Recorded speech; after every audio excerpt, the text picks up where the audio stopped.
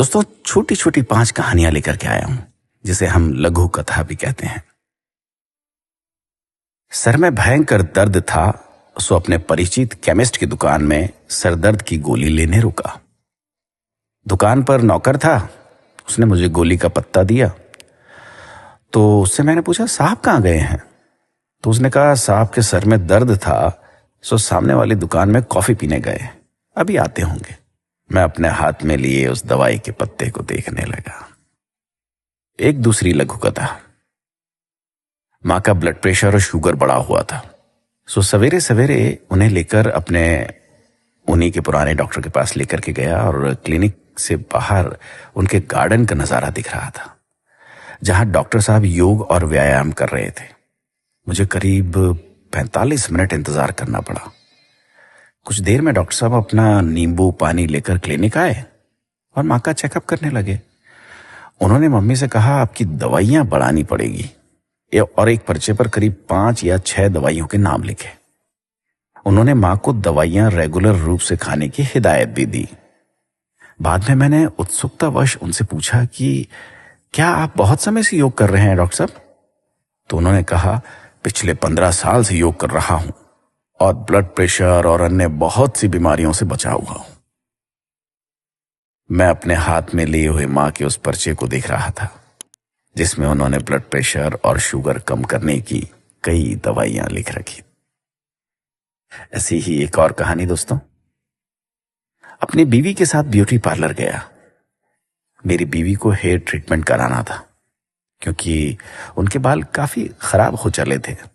Reception में बैठी लड़की ने उन्हें कई तरह के पैकेज बताए और उनके फायदे भी। पैकेज 1200 से लेकर 3000 तक के थे। कुछ डिस्काउंट के बाद मेरी बीवी को उन्होंने 3000 रुपए वाला पैकेज 2400 में कर दिया। हेयर ट्रीटमेंट के समय जब उनका ट्रीटमेंट करने वाली लड़की के बालों से अजीब सी खुशबू आ रही थी, तो मैंने उससे पूछ लिया, आपने क्या लगा रखा है?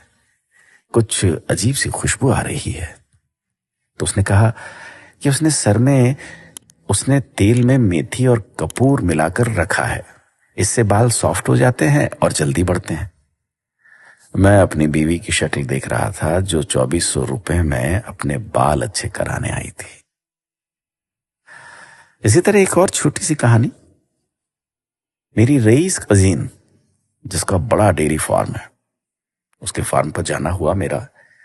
फार्म में करीब 150 विदेशी गायें थी, जिनका दूध मशीनों द्वारा निकालकर प्रोसेस किया जा रहा था। एक अलग हिस्से में 2 देसी गाय हरा चारा खा रही थी।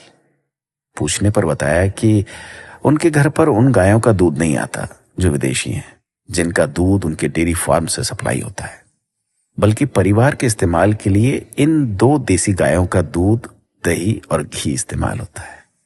मैं उन लोगों के बारे में सोच रहा था जो ब्रांडेड दूध को बेस्ट मानकर खरीदते हैं।